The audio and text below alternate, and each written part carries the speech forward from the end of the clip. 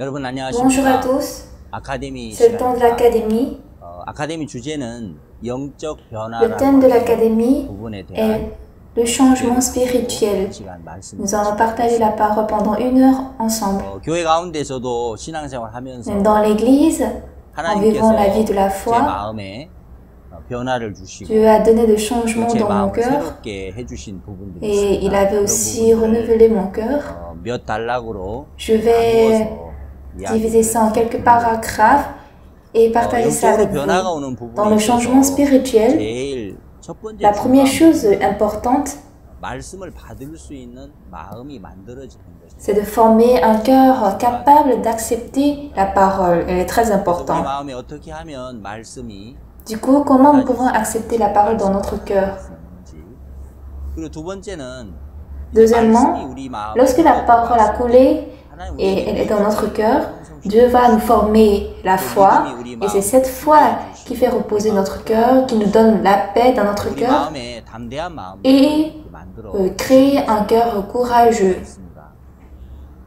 그리고 이제 우리가 믿음 Lorsque 안에 nous entrons dans la foi, 또 우리 속에 하나님께 주시는 il y a des 귀한 cœurs 마음, précieux que Dieu nous donne. 그런 귀한 마음과 Ces cœurs et paroles précieux, 우리 마음 안에 계속해서 그걸 quand nous continuons de les développer dans notre 그러면 cœur, 말씀의 세력이 마음에 이렇게 강해지고 alors 확장되면서 c'est la parole qui se répand, qui devient grande, et ça permet de vaincre les pensées de la chair 맺도록 et nous fait porter des fruits. 우리 안에 어떻게 하나님의 Comment dans notre cœur nous pouvons élever le cœur de Dieu et fortifier notre cœur? Comment on peut vivre cette vie de la foi? 아카데미 시간에 Je vais parler de ça pendant l'académie. Et quatrièmement, 신앙생활 하면서 pendant la vie de la foi, de temps en temps, quand nous voulons aller au chemin de la foi, dans votre cœur, 우리 발목을 잡는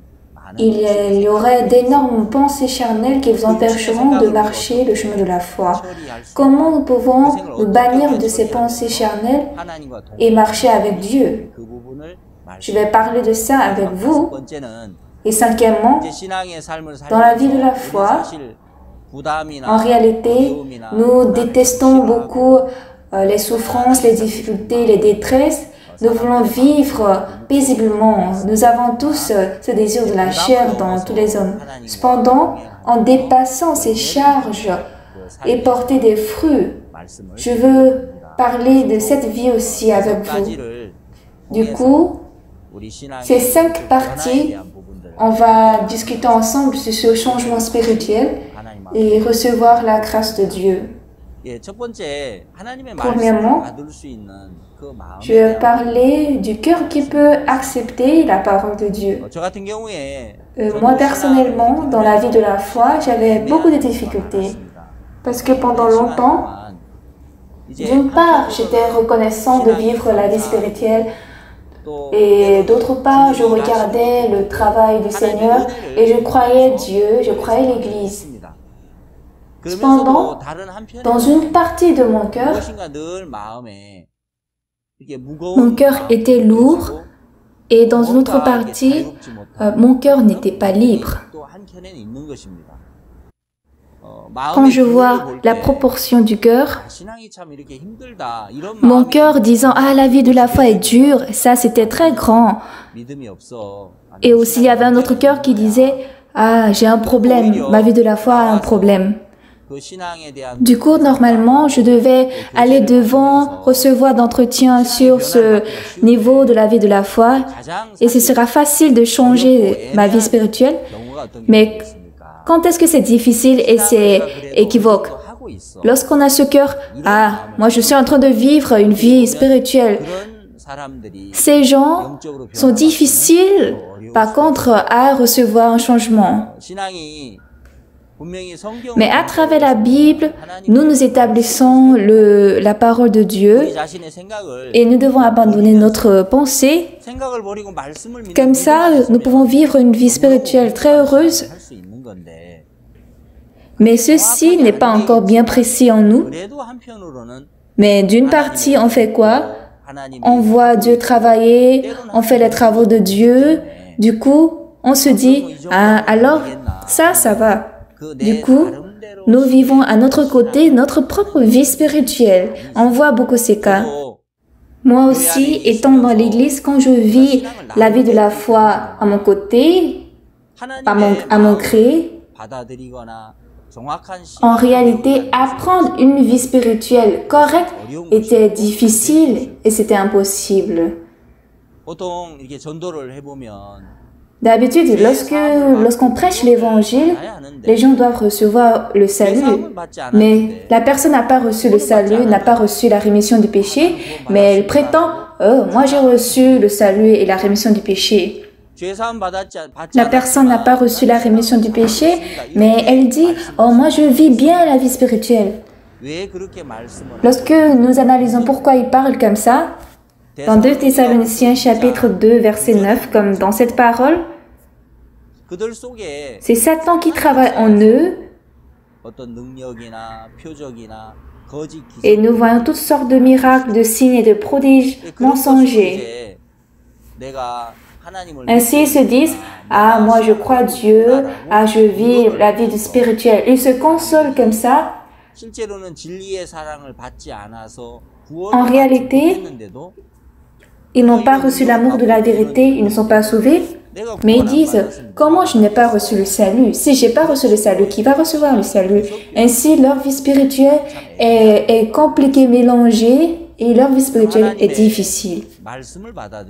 Accepter la parole de Dieu, et pour accepter une vraie vie de la foi en nous, la chose la plus importante, c'est de découvrir que j'ai tort, que je suis inutile, que ma vie spirituelle était fausse. Alors là, accepter la parole du Seigneur va devenir facile et accepter la vraie vie spirituelle deviendra facile. Pierre, qui est dans les 4 épîtres de l'Évangile, il voulait suivre Jésus. Il avait une forte volonté d'être avec Jésus, mais dans le cœur de Pierre, la parole du Seigneur ne pouvait pas devenir le roi. Et ici, Pierre avait renié Jésus 3 fois par ce phénomène. Il a dit que Pierre s'est souvenu de la parole et il a gémi. Pierre a dit, je ne vous renierai pas. Quand il me faudrait mourir avec vous, je ne vous renierai pas. Pierre a parlé fort comme ça. Mais dans le cœur de Pierre, on voyait qu'il n'avait même pas un petit cœur d'abandonner Jésus. Et à ce Pierre, Jésus dit quoi? Vous serez tous scandalisés. Du coup, pour Pierre, c'était très difficile d'accepter ça. Cependant, cette nuit-là, Pierre, selon la parole de Jésus, il a renié Jésus 3 fois pour protéger son corps et pour se défendre.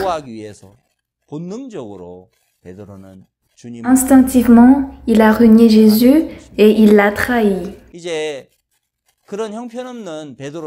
À présent, quand Pierre a découvert qu'il est vil comme ça, qu'il est mensonger, il n'est même pas digne, il ne peut pas oser dire qu'il est prédicateur de l'Évangile. Quand Pierre a réalisé ça, Pierre s'est dit, ah, je ne suis pas valable. Comment je suis prédicateur de l'Évangile? Moi, je ne peux pas prêcher l'Évangile. Un tel cœur a été formé en Pierre. À présent, Jésus est venu à Pierre qui était complètement désespéré. Quand Jésus l'a rencontré encore à la plage de Galilée, il a demandé 3 fois à Pierre, m'aimes-tu? Et maintenant, Pierre ne pouvait pas dire, mais Seigneur, je t'aime, à part moi qui va t'aimer. Mais maintenant, même si je vous aime, Seigneur, je ne sais pas quand ce cœur peut changer. Seigneur, je t'aime maintenant, mais même ce cœur, je ne suis pas sûr. Ça aussi, je ne peux pas croire. De tels cœurs a été formé en Pierre. Seigneur, je t'aime, mais Seigneur, c'est toi qui sais. Seigneur, tu sais que je t'aime. À présent, Pierre ne pouvait pas se confier en soi-même. Et maintenant, c'est ce que Jésus, le Seigneur, sait est la vérité. Ce que le Seigneur Jésus dit est vrai. Pierre est maintenant attrapé par Jésus, attrapé par le Saint-Esprit. Et à travers le Saint-Esprit, Pierre est utilisé fortement. Il prêche l'Évangile. Des milliers de personnes ont été sauvées. Et il est utilisé comme un serviteur de Dieu miraculeux qui lève même un boiteux. Quand Pierre était attrapé par la parole et conduit par le Saint-Esprit, ce cœur de base, c'est quoi? Ah, j'ai tort. Ah, je suis menteur. Lorsqu'il découvre ça, il est à présent conduit par le Seigneur. Le roi d'Égypte est Pharaon. C'était un roi vraiment très puissant. Mais le roi Pharaon ne pouvait pas expliquer son songe. Il a vu sa faiblesse, son incompétence et son inutilité, qu'il ne peut même pas comprendre son rêve. Et quand le roi Pharaon a rencontré Joseph, la sagesse de Dieu qui était en Joseph a expliqué chaque songe. Il a détaillé ce qui va arriver dans l'avenir. En ce temps, le roi Pharaon a ouvert son cœur envers Joseph et il ne pouvait qu'accepter Joseph comme son maître. Il a reçu une telle grâce et une telle bénédiction. Nous pouvons trouver ça dans la Bible. Bien-aimé, qui peut accepter la parole de Dieu et le cœur de Dieu? Quand je me crois, ah, moi je suis bon, ah, moi je suis intelligent, ah, moi je suis génial. Pendant ce temps, c'est impossible d'accepter la parole de Dieu. Dans la Bible, dans Genèse chapitre 1, versets 2 et 9, nous allons réfléchir sur ça. Dans Genèse 1, verset 2, la terre était informe et vide, il y avait des ténèbres à la surface de l'abîme, et l'Esprit de Dieu se mouvait au-dessus des eaux. Bien-aimés, la terre était dans l'informité, dans le vide et dans les ténèbres, et l'Esprit de Dieu se mouvait au-dessus des eaux. C'était l'état où la parole de Dieu n'est pas entrée dans la terre et ne travaillait pas. Ça veut dire que la terre couvrait les eaux. Mais dans le chapitre 1, verset 9, Dieu a rassemblé les eaux dans un côté et il a fait apparaître le sec. Et le sec était la terre. Ensuite, Dieu dit que la terre produise de la verdure, de l'important de la semence, et cela fut ainsi. Moi, j'ai lu la Bible ici, et j'ai connecté ça à mon cœur. J'ai connecté ça à notre cœur, à notre vie. Comme Genèse chapitre 1, verset 2, il y a la parole et la puissance de Dieu devant nous, mais pendant que la terre couvre les eaux, comme là, Dieu ne peut pas encore travailler, même dans notre cœur, dans la vie spirituelle, lorsque mon cœur est couvert de mes pensées, de mes préjugés et mes concepts, il est difficile alors de mettre la parole dedans. Par exemple, « Ah, moi je crois bien Jésus, je crois bien Dieu. » Dans la Bible, les scribes et les pharisiens ont dit quoi? « Ah, moi je crois bien Dieu, je le sers. » Ils ont pensé comme ça, mais ça c'était juste leur idée. En réalité, les scribes et les pharisiens ont suivi l'ordre de l'homme. Ils ont rejeté Dieu, ils ont rejeté Jésus. Cependant, pendant qu'ils considéraient qu'ils servent bien Dieu, en ce temps, ils ne peuvent pas accepter la parole de Jésus. Dans notre vie spirituelle, à nous-mêmes, il y a beaucoup ces choses.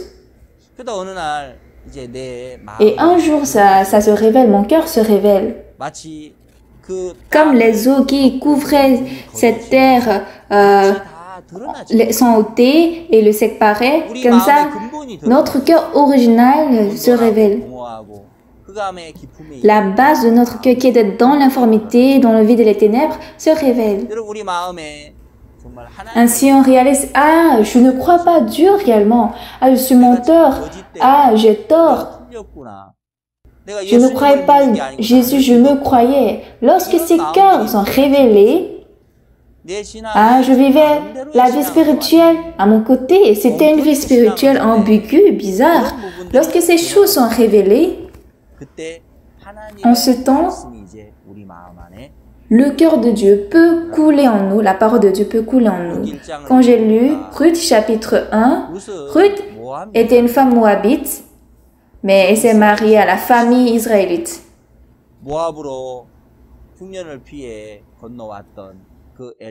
Elle est devenue la belle-fille d'Elimelech et de Naomi qui sont venues à Moab pour fuir la famine.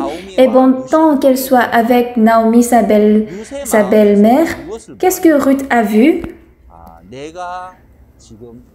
Le Dieu de Moab que je servis jusqu'à ce jour n'était pas vrai.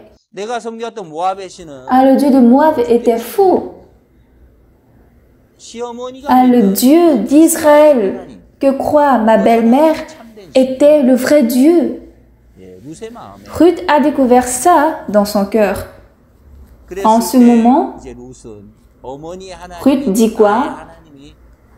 Belle-mère, ton Dieu est mon Dieu, ton peuple est mon peuple. Et Ruth ne pouvait que décider à suivre le Dieu de sa belle-mère. Bien-aimés, pouvoir accepter la parole dans notre cœur, ça c'est une bénédiction. Quand est-ce que nous allons accepter la vie de la foi, la parole? Quand est-ce que nous pouvons apprendre la vie spirituelle dans l'Église? C'est lorsqu'on découvre, ma vie spirituelle était aberrante. La vie de la foi était juste à mon côté. C'est par moi-même que je faisais. La parole de Dieu, la vie spirituelle, c'est d'abandonner ma pensée, suivre juste la parole. Mais moi, j'avais ma pensée, je suivais mes désirs, je suis ma pensée, après je suis la parole. Et je me dis, est-ce que ça, c'est pas la vie spirituelle? Comme ça, pendant longtemps, je menais ma vie de la foi selon mes méthodes. Et c'est comme ça que je vivais dans l'église. Et comme je vis dans l'église, je suis attachée dans mon idée. Ça, c'est pas la vie de la foi. Ainsi, même si on se trouve dans l'église qui nous enseigne la vraie parole, on ne pouvait pas accepter ça dans notre cœur. Nous pouvons découvrir qu'on était insensés comme ça. À présent, la vie spirituelle que nous menons, est-ce que ça c'est biblique? Est-ce que c'est conforme à la parole? Si ce n'est pas le cas, ça veut dire que ma vie de la foi est aberrante. Ainsi, lorsque j'ai tort, je suis insensé, sont révélés. Et après ça, lorsque je suis conduit par l'Église, quand j'accepte la parole, depuis ce moment, Dieu forme la vraie vie de la foi, un vrai chemin de la foi. Ainsi, ma vie de la foi était fausse. Je menais à ma propre guise ma vie de la foi. Et maintenant, pendant la vie spirituelle, lorsqu'il y a des problèmes ou des difficultés, ou lorsque c'est un peu ambigu, de temps en temps, je vais visiter le pasteur et je reçois d'entretien. Une fois, dans mon cœur,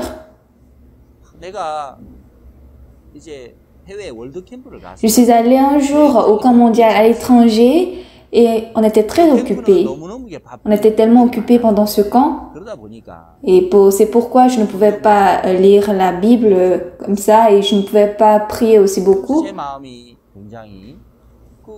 Et du coup, au milieu du camp mondial qui est pour l'évangile, moi je suis allée pour prêcher la parole, mais mon cœur n'était pas heureux. Du coup, je m'efforçais beaucoup à avoir la foi. Oui, je dois avoir la foi. Dans la Bible, il est dit que je suis parfait pour toujours. Oui, je suis parfait. J'avais ce cœur, mais le problème c'était quoi? Par moi-même, ça ne marchait pas facilement. Oui, je suis parfait. Mais je ne peux pas dire seulement que je suis parfait. Je dois lire la Bible. Est-ce que je ne suis pas parfait? Non, la Bible a dit que je suis parfait. Je dois croire que je suis parfait. Je ne connaissais pas comment je vais bien arranger mon cœur. Du coup, je suis allée devant le pasteur qui m'a conduit et quand je lui ai parlé de ces choses, à travers l'entretien avec le pasteur, dans Matthieu chapitre 22,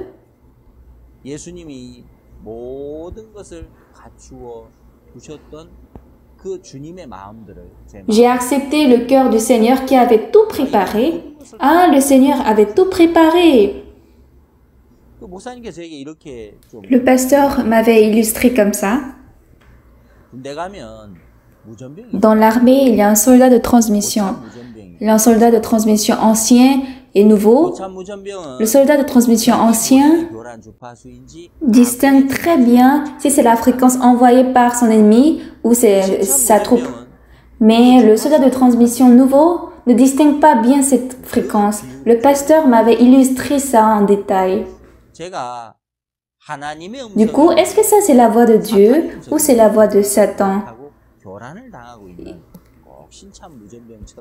Ma vie de la foi était dans un trouble comme ce soldat nouveau qui ne distingue pas bien la fréquence de ses alliés et des ennemis. Du coup, en écoutant la parole comme ça, une chose que Dieu m'a montré précisément, j'ai tout préparé. Comme ces noces du fils du roi, il a tout préparé et il invite. Selon cette parole, ah, c'est vrai. Dieu a réglé perpétuellement le problème de notre péché à travers Jésus. Et à travers Jésus, Dieu a tout préparé.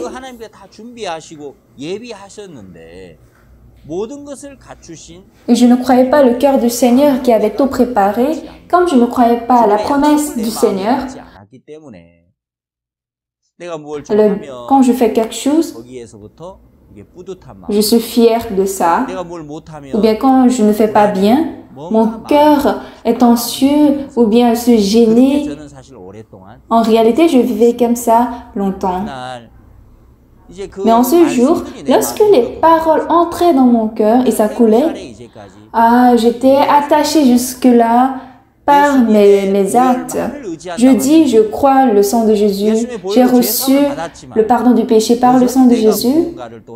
Mais toujours, je voulais protéger ma vie spirituelle par moi-même. J'avais un tel cœur. Mais maintenant, la parole a arrangé ce cœur et j'étais très reconnaissant.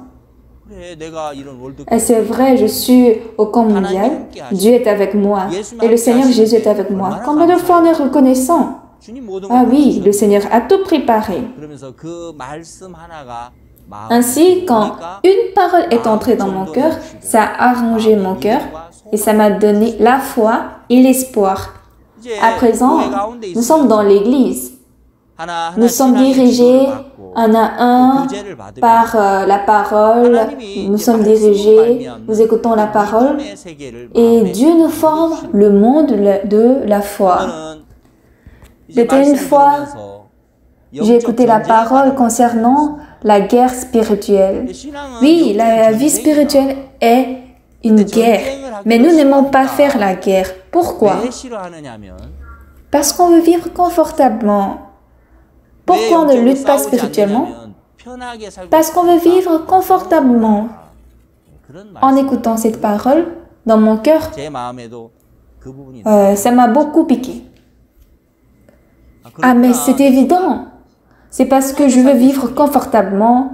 J'hésite, je fuis et je n'ai pas fait une lutte spirituelle. Ainsi, en me confrontant à des choses, et je luttais. Et Dieu m'a montré la parole dans Psaume 118, verset 9. Les fils d'Éphraïm, armés et tirant de l'arc, tournèrent le dos le jour du combat. Ah, je suis déjà dans le Seigneur, fils d'Éphraïm. Éphraïm veut dire fécondité. Quand Joseph a enfanté son premier fils, était Manassé, c'est-à-dire oublié. À travers la providence et la miséricorde de Dieu, Joseph est devenu gouverneur. Et maintenant, dans la providence de Dieu, Joseph a subi des souffrances, il a été abandonné par ses frères et à cause d'une accusation injuste, il est entré dans la prison. Mais Joseph, en réalisant tout ça, que c'était selon la providence de Dieu que c'est arrivé, son premier fils qu'il a donné le nom était Manassé, ça veut dire oublié. Le deuxième fils, il a donné le nom d'Éphraïm, rendu fécond. C'est ça les deux noms que Dieu nous a donnés. Quand nous avons rencontré Jésus, nous avions pu oublier toutes choses. Les passés, les difficultés passées, les détresses passées et beaucoup de choses sombres, obscures, difficiles. À toutes ces choses, Dieu m'a donné pour me sauver. Et c'est pourquoi il m'a fait ça. Ainsi, en recevant le salut, Dieu m'a fait oublier toutes les choses passées. Le deuxième nom est Éphraïm. Éphraïm veut dire rendu fécond. Ainsi, en Jésus-Christ, je suis fécond. Mais on n'a pas la foi en ça. Pour cela, l'homme de Dieu, en faisant la guerre, en marchant dans la foi et en portant les fruits de la foi, il a vécu par la foi. Lorsqu'on regarde avec les yeux d'un homme de la foi, si on hésite, ça ne peut pas avancer, ça ne peut pas faire la guerre. Lorsque nous regardons notre image qui est de telle manière, le serviteur de Dieu regarde ça vraiment déplorable et étouffant. Ce jour, quand la parole qui dit sur fils d'Éphraïm, ah, je suis fécond. Ah, mais je n'avais pas cru cette parole. Comme jusqu'à ce temps, je n'ai pas cru cette parole. Du coup, j'hésitais devant les travaux de l'Évangile. Je n'étais pas courageux et j'avais de peur. En découvrant moi-même qui ne croyais pas à la parole, j'avais vraiment honte. Et maintenant, dans toutes les choses de l'Évangile, quand je marche, quand je cours courageusement, Dieu va m'aider. Dieu va me bénir. Pourquoi? Parce que je suis déjà fécond en Jésus-Christ. Bien-aimés, nous sommes déjà féconds en Jésus. Nous ne pouvons que gagner. Lorsque nous marchons dans l'Évangile, Dieu ne peut que m'aider. Mais Satan dit quoi? Eh, non, tu n'as pas la foi et tu ne peux pas faire. Non, Dieu ne va pas t'aider. Oui, Satan nous parlait comme ça. Et quand nous écoutons ça, nous avons peur, nous perdons de force et nous tombons dans les situations. Par contre, si la parole de Dieu coule dans mon cœur, ah, je suis Éphraïm. Ah, maintenant Dieu est avec moi. À partir de cet instant, les cœurs de vouloir faire toutes choses pour l'Évangile se forment et Dieu nous donne le cœur d'espoir et de la foi. Bien-aimés, lorsque la parole de Dieu coule dans notre cœur, c'est la parole qui nous conduit, c'est la parole qui nous donne la foi et l'espoir. Ainsi, Dieu nous dirige à vivre heureusement en Dieu. La troisième chose que nous allons penser, à présent dans la parole de Dieu, en nous, lorsque la parole de Dieu devient grande et forte, de temps en temps, en écoutant la parole, on se dit « Ah, cette parole-là, ah, je suis trop reconnaissant. Ah, c'est ça la parole-là. Ah, Dieu m'a promis. Ah, je suis reconnaissant. Ah, aujourd'hui, je suis trop heureux devant cette parole. » Ainsi, parfois, on peut être rempli d'esprit comme ça. Cependant, ce cœur ne dure pas longtemps et ça se refroidit.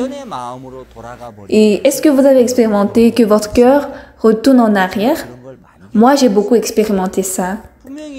Mais sûrement en écoutant la parole et en traitant la parole, j'étais très reconnaissant, mon cœur était chaleureux, mais ce cœur ne dure pas longtemps. De plus en plus, je perds la force et je m'affaiblis. Moi, j'ai expérimenté ça plusieurs fois. Un jour, le pasteur m'a entretenu en ce point. Nous devons élever le cœur de Dieu en nous, élever la parole de Dieu en nous. Il y a un moyen pour ça. Le passé Pâques nous a entretenus. Comment développer la parole de Dieu dans notre cœur? C'est de prêcher la parole, de témoigner et de prêcher encore la parole. C'est ça. Pendant que nous prouvons la parole de Dieu, le cœur de Dieu, la parole de Dieu devient grande et forte et ça devient puissante dans mon cœur. Ainsi, on peut vaincre les pensées de la chair et porter des fruits. Si nous pouvons apprendre ces chemins de la vie spirituelle dans l'Église, c'est trop reconnaissant. Il y a quelques jours, j'ai lu 1 Timothée et j'étais surpris. Dans la Bible, tout était écrit. J'avais lu 1 Timothée chapitre 4, il est écrit dans le verset 13. Jusqu'à ce que je vienne, applique-toi à la lecture, à l'exhortation, à l'enseignement. Verset 15. Occupe-toi de ces choses, donne-toi tout entier à elles, afin que tes progrès soient évidents pour tous. Verset 16. Veille sur toi-même et sur ton enseignement, persévère dans ces choses, car en agissant ainsi, tu te sauveras toi-même et tu sauveras ceux qui t'écoutent. Applique-toi à la lecture, à l'exhortation, à l'enseignement. Bien-aimés, nous lisons la parole, nous nous exhortons la parole, nous enseignons la parole. Quand nous parlons continuellement de la parole, nous sommes avec la parole, en ce temps, la parole devient grande et puissante en nous. Quand il y a de grâce ou de bénédiction que Dieu vous a donné, ne témoignez pas une seule fois, témoignez 10 fois, 100 fois, 1000 fois et 10 000 fois. Alors, ce témoignage où Dieu a travaillé en vous, et lorsque ce témoignage remplit votre cœur, et lorsque cette grâce et cette bénédiction de Dieu deviennent grandes en vous, ça va nous faire porter les fruits et vaincre les pensées de la chair. Car en agissant ainsi, tu te sauveras toi-même et tu sauveras ceux qui t'écoutent. Pour devenir bon spirituellement, c'est lorsque les gens qui m'écoutent sont vivifiés spirituellement.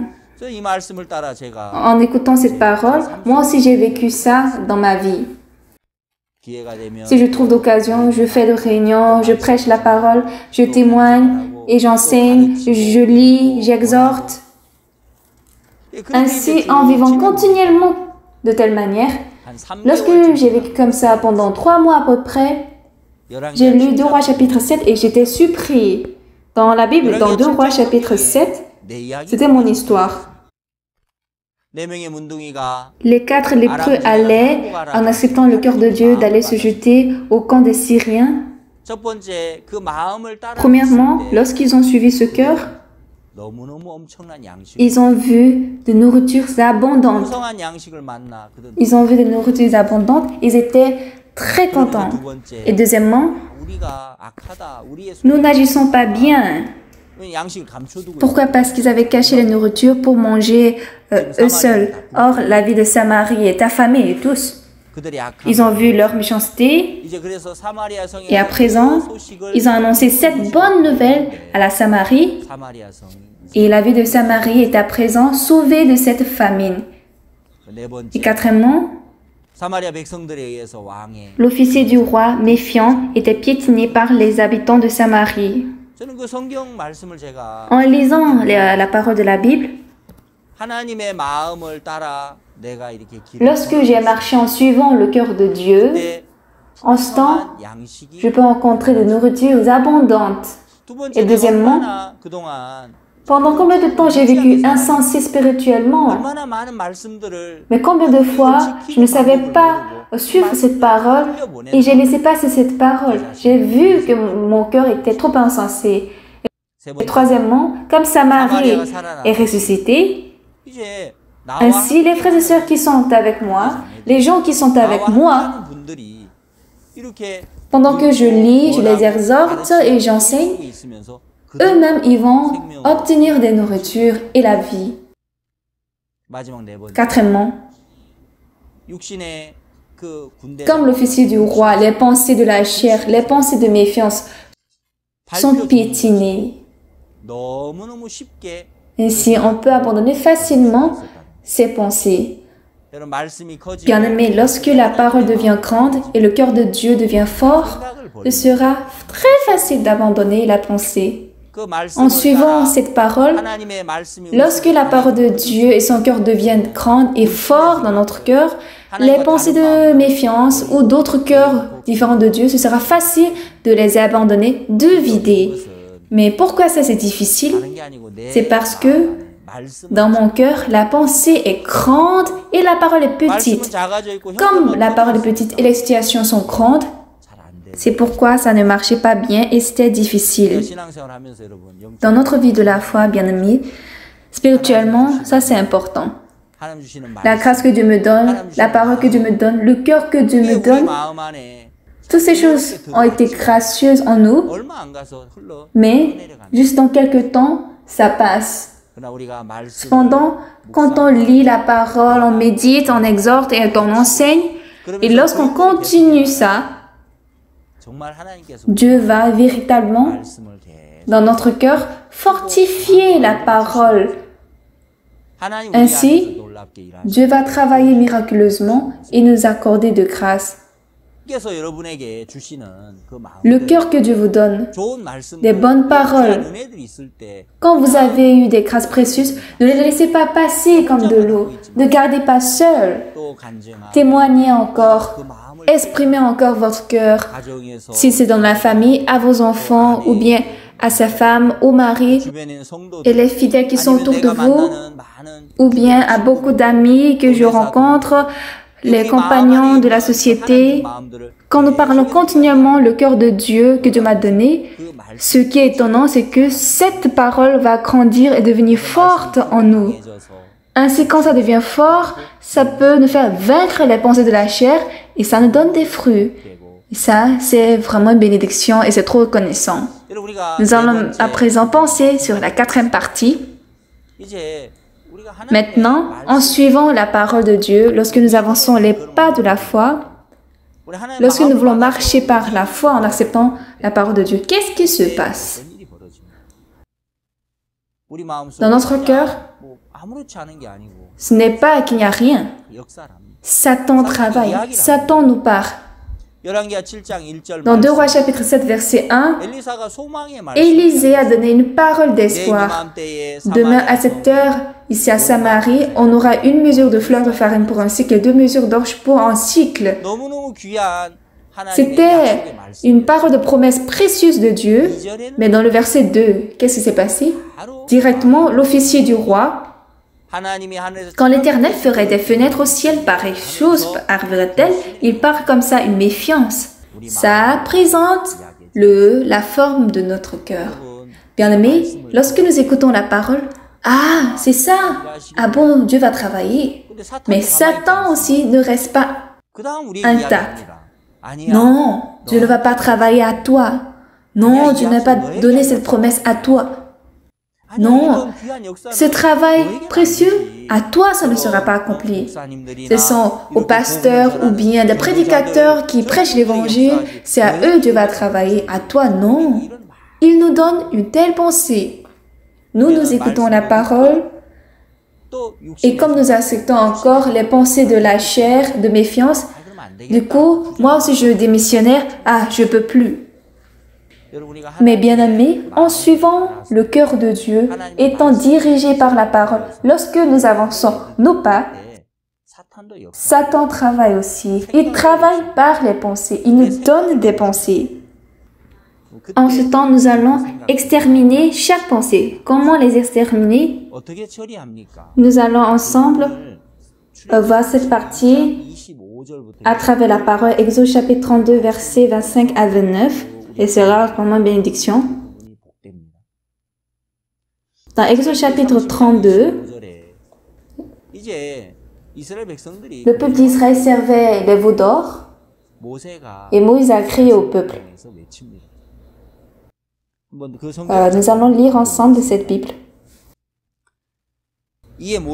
Moïse se plaça à la porte du camp et dit, « À moi ceux qui sont pour l'Éternel ». Et tous les enfants de Lévi s'assemblèrent auprès de lui. Moïse, à moi ceux qui sont pour l'Éternel. Et les enfants de Lévi sont devenus devant lui. Ils ont découvert leur tort, ils ont réalisé leur méchanceté. Et les enfants de Lévi sont venus devant l'Éternel. Ils se sont mis aux côtés de l'Éternel. C'est-à-dire, ils sont maintenant un avec l'Éternel. Après ça, qu'est-ce que Dieu a dit à Moïse? Verset 27, ils leur dirent, « Ainsi parle l'Éternel, le Dieu d'Israël, que chacun de vous mette son épée au côté, traverse et parcourez le camp d'une porte à l'autre, et que chacun tue son frère, son parent. »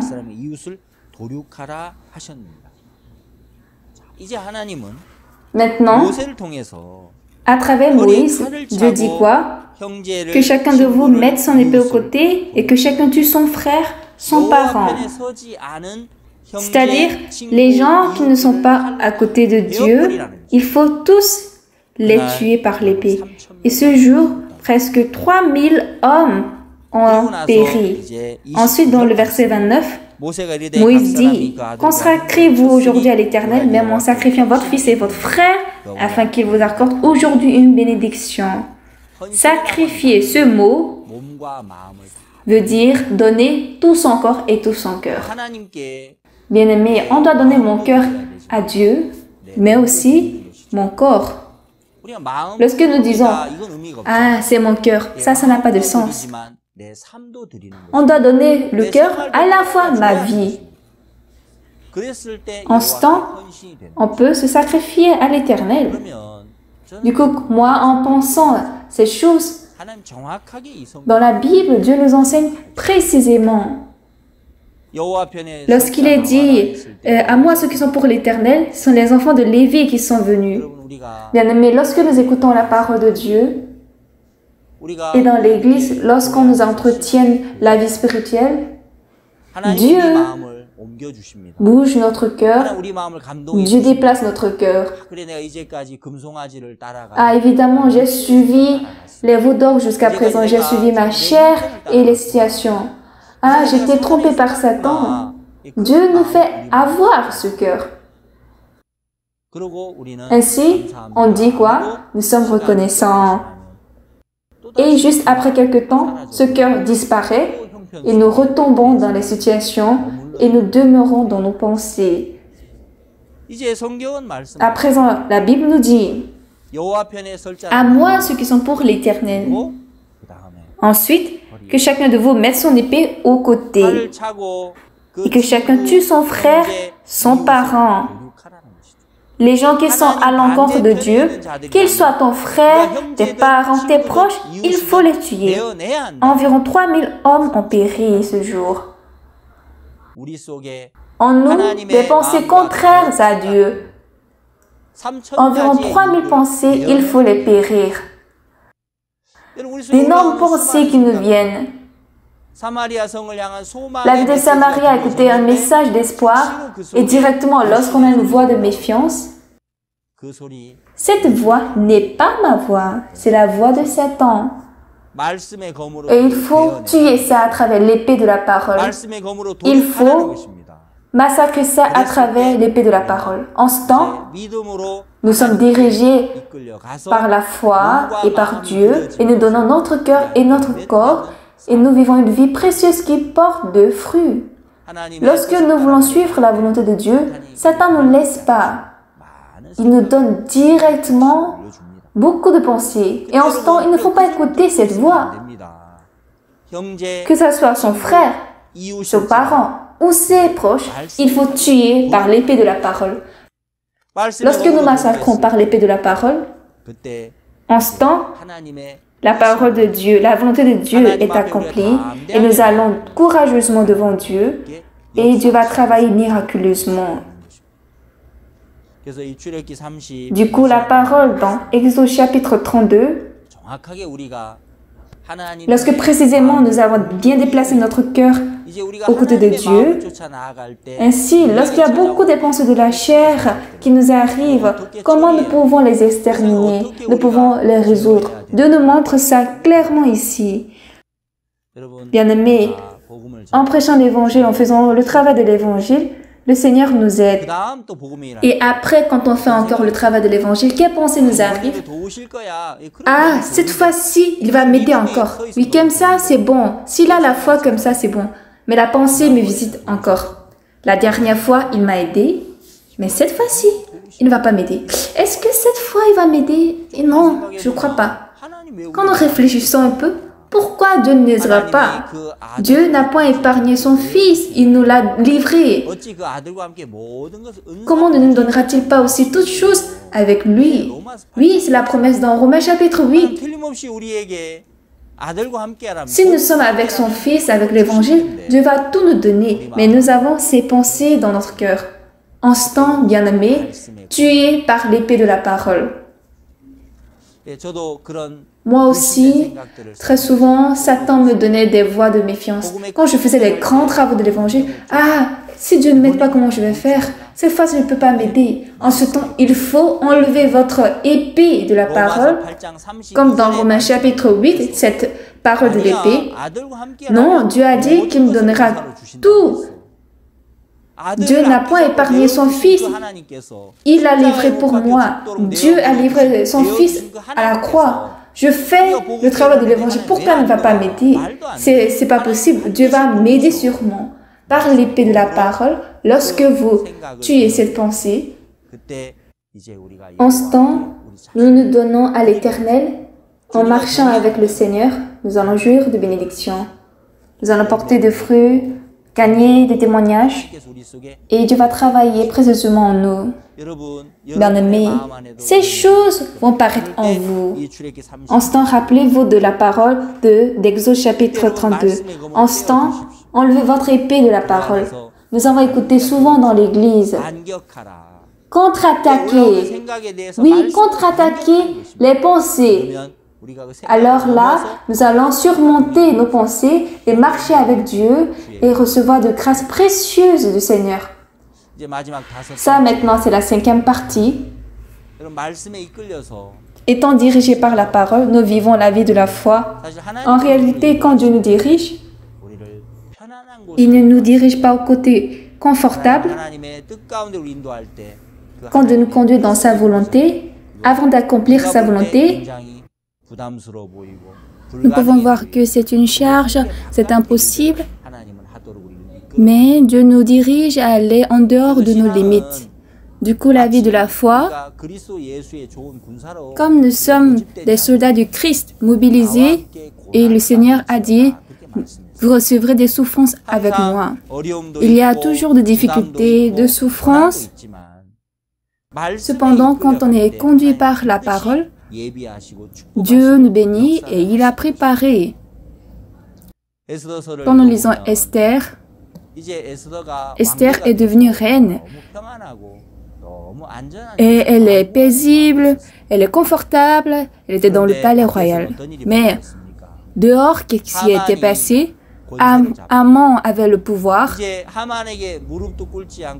Et non seulement Haman voulait tuer Mardochée, qui ne prosternait pas devant lui, il voulait tuer tous les Juifs. Ainsi, Haman a fait une lettre du roi pour détruire tous les Juifs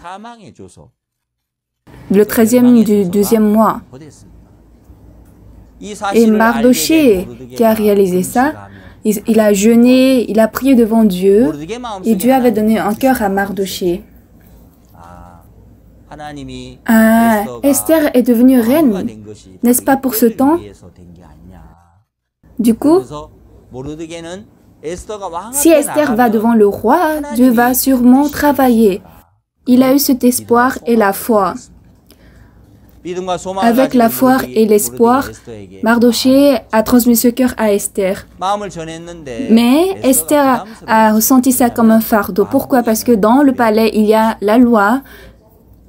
Si le roi n'appelle pas et la reine va devant le roi, c'est très dangereux. Lorsque le roi ne tend pas le sceptre d'or, bien qu'elle soit reine, on va l'entraîner, on va la tuer. Et ça fait déjà 30 jours que le roi n'a pas appelé Esther. Ça fait 30 jours que le roi n'a pas appelé Esther, mais Esther va aller devant le roi. Ça, c'est un grand fardeau. Dans la Bible, on n'a pas écrit la raison pourquoi le roi ne l'a pas appelé.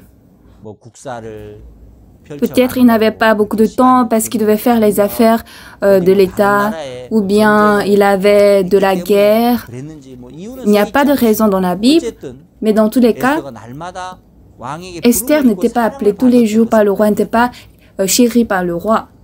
Et maintenant, elle ressent une charge, mais Mardochée dit, car si tu t'aimes maintenant, le secours et la délivrance surgiront d'autre part pour les Juifs. Dieu va les sauver. Mais toi et la maison de ton père, vous périrez. Il a transmis la volonté de Dieu précise à Esther. Même si ce n'est pas par Esther, Dieu va protéger les Juifs, Dieu va les sauver, sûrement. Lorsque Esther a suivi cette parole, ce cœur, oui, d'accord, j'irai devant le roi après 3 jours. Si je dois périr, je périrai. Lorsqu'elle a avancé ses pas en suivant la parole de Mardochée, ce n'était pas une plaisanterie, elle a risqué sa vie. Si le roi ne tend pas le sceptre d'or, elle sera tuée. Mais si Dieu touche le cœur du roi et le roi tend le sceptre d'or, Esther est sauvée. À présent, elle doit mettre toutes choses dans les mains de Dieu. Si Dieu ne l'aide pas, elle peut mourir. Si Dieu n'aide pas, Esther va véritablement perdre sa vie. Esther était dans cette position. Quand nous lisons Esther chapitre 5,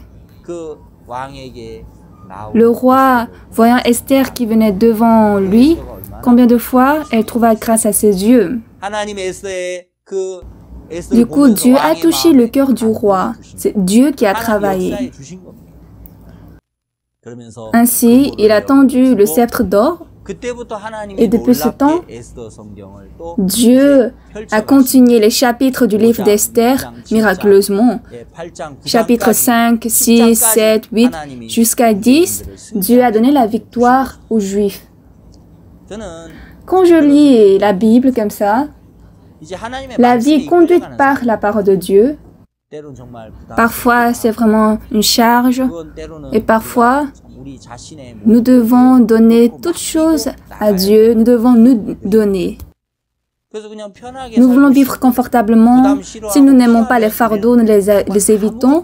Nous ne pouvons rien gagner et nous ne pouvons pas rencontrer le monde précieux de Dieu. Et nous allons nous corrompre spirituellement et nous retirer. Dans Josué chapitre 2, les 2 espions ont suivi la voie de Josué. Ils sont entrés dans la ville de Jéricho. Lorsqu'ils sont entrés dans la ville de Jéricho, est-ce qu'on les a dirigés à aller dans une maison précise? Et dans la ville de Jéricho, il y a une porte bleue. Ça, cette maison, c'est notre allié. Non, il n'y avait pas ça. Ils ont juste suivi la voie de Josué et les 2 espions sont allés à Jéricho pour espier Jéricho. Dieu, où devons-nous aller? Dieu, est-ce qu'on va aller à droite ou à gauche?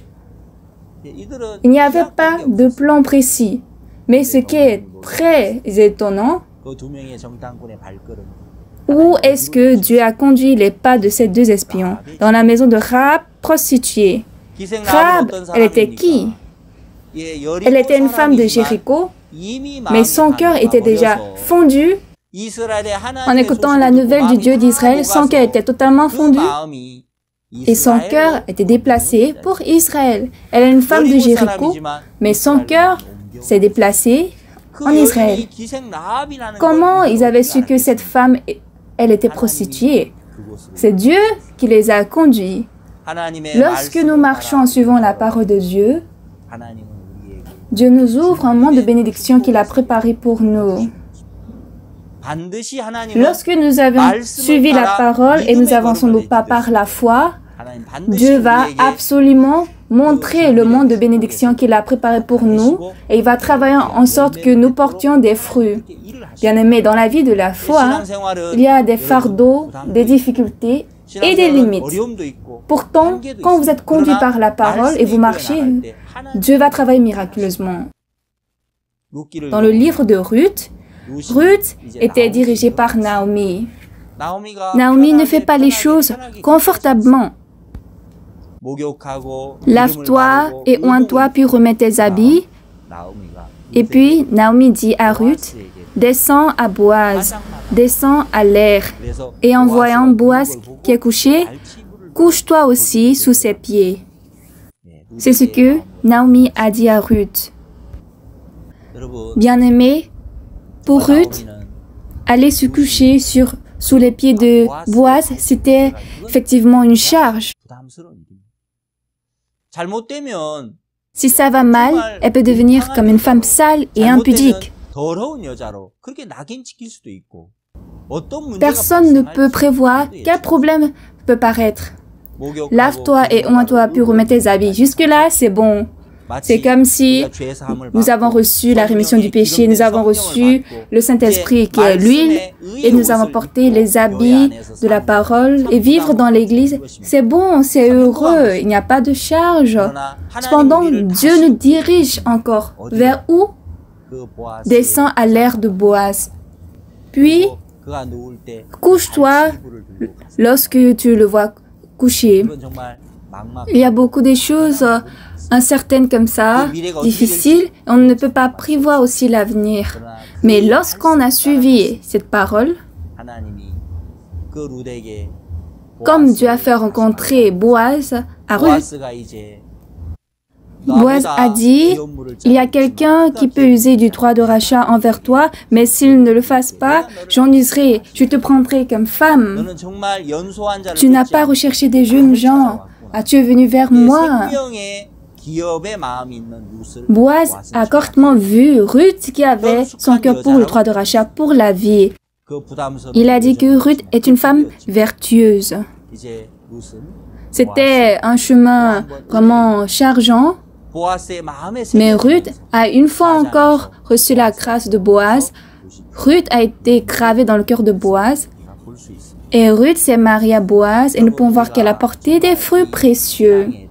Bien-aimés, lorsque nous pensons à chaque chose dans la vie de la foi, nous sommes très reconnaissants. Nous voulons tous un changement spirituel. Et comment nous pouvons changer spirituellement? Comment nous pouvons grandir spirituellement? De temps en temps, vous allez penser sur ça. Vous avez aussi fait d'entretien pour ce point. Et aujourd'hui, j'ai parlé 5 parties, 5 choses. Quand est-ce que nous pouvons accepter la parole de Dieu en nous? Deuxièmement, lorsque la parole de Dieu coule dans notre cœur, ça nous donne la foi, ça arrange notre cœur et ça nous donne de l'espoir. Puis ça nous rend courageux. Et lorsque nous avons écouté les paroles précieuses dans l'Église, nous les développons dans le cœur, nous fortifions ces paroles dans notre cœur, puis nous vainquons les pensées et portons des fruits. Quatrièmement, quand nous avançons par la foi, et lorsqu'il y a des pensées qui nous retiennent, qui attrapent nos pieds, comment on peut régler ces pensées? Lorsque vous les contre-attaquez, vous les exterminez, vous pouvez vaincre ces pensées et courir en avant. Et finalement, le chemin de la vie spirituelle, Dieu ne nous conduit pas confortablement toujours. Parfois, il faut passer des charges, il faut surmonter des difficultés et on voit que les choses sont floues devant nous. Pourtant, quand nous vainquons, quand nous allons par la foi, il y a beaucoup de bénédictions que Dieu a préparées pour nous et Dieu va nous les permettre. Dieu va nous ouvrir sûrement ce monde de bénédictions et de grâces bénies et nous allons porter des fruits précieux et gagner Dieu. Il va nous conduire de telle manière en un homme spirituel heureux. J'espère dans le cœur de chacun de vous que vous ayez un changement spirituel et une croissance spirituelle. Vivez une vie spirituelle heureuse et participez à prêcher l'Évangile jusqu'aux extrémités de la terre. Soyez bénis et recevez beaucoup de grâce. Merci.